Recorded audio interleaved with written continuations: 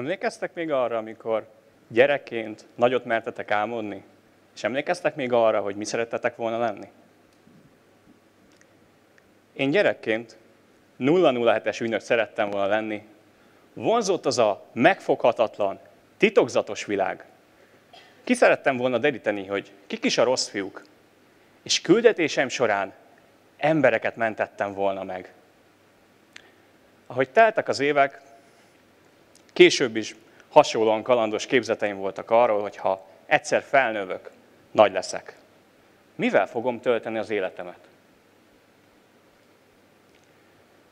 De egyszer csak azt vettem észre, hogy sárga mappákat tűzök össze, jelentéseket írok, és unalmas könyvelési tételeket nézegetek. Minden nap ugyanaz a meeting, ahol a céget persze istenítik, de közben fizetésemelésre már nem telt. Ugyan elég pénzt kaptam arra, hogy fizetni tudjam a közös albérletet, és megtehettem azt is, hogy víz helyett sörrel öblögessek. De sokadik ilyen alkalommal már nem tudtam úgy tenni, mintha érdekelne, mi is folyik körülöttem. Képzeljétek, olyan is előfordult, hogy szombaton is berendeltek, és jobb hiány ingyen ebéddel szándékoztak megnyerni minket. Vagy amikor a szemem már teljesen begolyózott a több ezer soros könyvelések láttán, és csak azzal biztattak, hogy Dani, így tovább. Ebben a szakmában jó voltam. Ha maradtam volna, egy kényelmes karriert futhattam volna be, de nem akartam egy olyan foglalkozást végezni, melyben a fizetésemen kívül nincsen örömöm. Korlátozottnak éreztem magam ebben a közegben, és ez, ami rányomta a bélyegét erre az időszakra. Mindaddig, amíg hosszabb tanakodás és mérlegelés után azt nem mertem mondani, hogy én ebből pont eleget láttam, köszönöm szépen, ideje nekem változtatnom.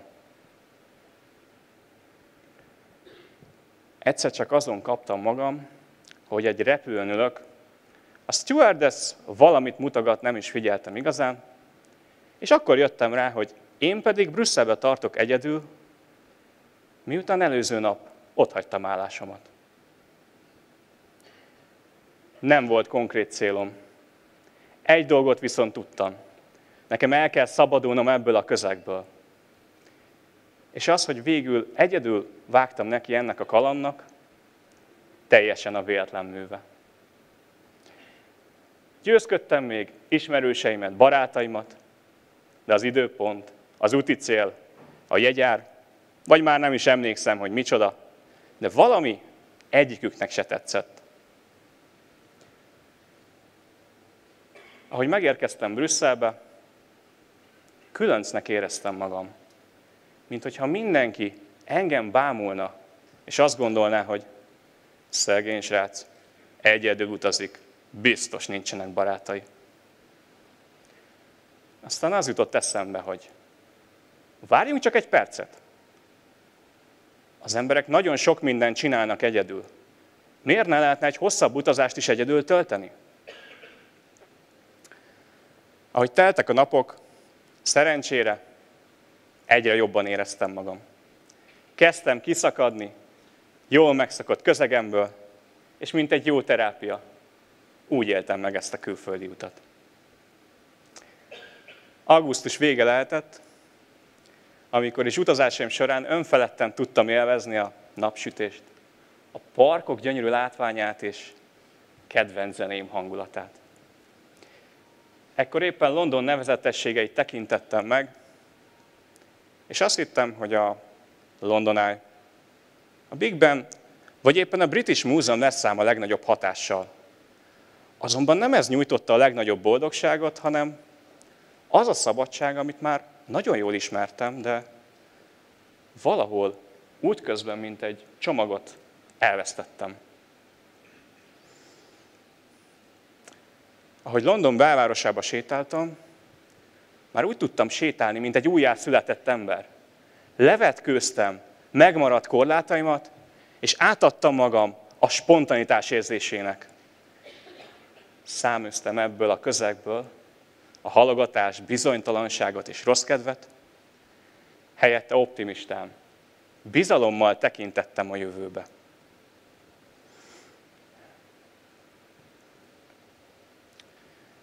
Sok időt töltöttem egyedül, és őszinte leszek veletek, volt, hogy unatkoztam. De közben olyan gondolataim törtek a felszínre, melyet magamban már réges-régen eltemettem. Ekkor értettem meg, hogy mekkora jelentősége van annak, hogy saját magam életére, mint egy rendező, úgy tudtam ránézni filmemre. És ehhez nem is kellett messzire utaznom, sem egy egzotikus helyre, sem egy pálmafás tengerpartra, helyette lelki világom utazott, és tapasztaltam meg azt, hogy nincsenek véletlenek. A korábbi elhanyagolt, elfeledett zenélésem akkor ébredt újra, amikor Nizai szállásadóm megmutatta, hogyan kell játszani az ukulellén. Kalandvágyamnak, vakmerőségemnek adtam át újra magam, amikor szállásadóm fiával és bringájával tekertünk 2000 méter magas hegyekben. Képzeljétek, az is megtörtént, hogy nem létező tánctudásom jött elő, amikor 4 mexikói lány tanított szalszázni egy bárban, vagy amikor én tudtam valakinek segíteni, például Timnek, egy angol turistának, aki elvesztette a telefonját. Továbbá újra kaptam ihletet a fotózáshoz, amikor egy szűk kis utcába készítettem egy gyönyörű naplementésképet. Tudom, ezek az élmények apróságnak tűnhetnek, de számomra sokat jelentettek.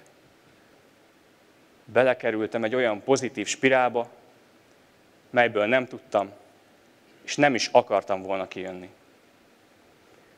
Ezt a megfoghatatlan érzést azóta ritkán éltem át. De akkor pont jó időbe és jó helyen talált meg.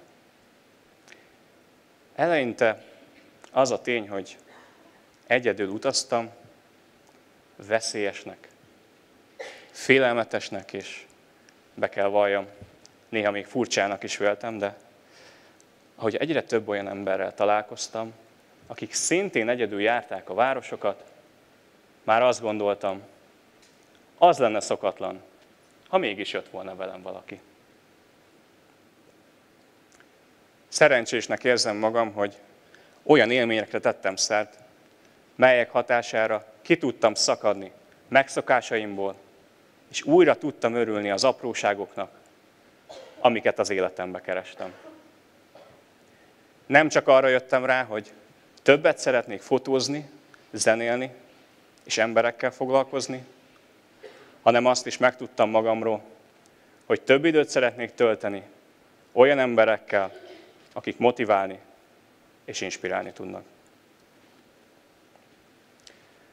Ezután többször utaztam egyedül, míg végleg ott tudtam hagyni a számok világát, és több erőt próbáló időszakot kellett még ahhoz átélnem, hogy megtaláljam a saját utamat. Sokáig azt hittem, hogy kész, ennyi, vége van. Gyermekkori álmat végleg el kell engednem. De kitartottam kalandos elképzeléseim mellett, és rájöttem, hogy csak azok a korlátok léteznek, melyet saját magamnak állítok. Ugyan nem lettem James Bond, és sajnos titkos küldetéseken se vettem részt, de a magam módján segítővé váltam. Most már ki tudom deríteni így is, hogy kik a rossz fiúk, és melyek a rossz dolgok, és küldetéseim során akarom mondani, nap mint nap, azon dolgozok, hogy ki tudjam billenteni az embereket rossz működésükből, hogy egy jobb minőségű életet élhessenek.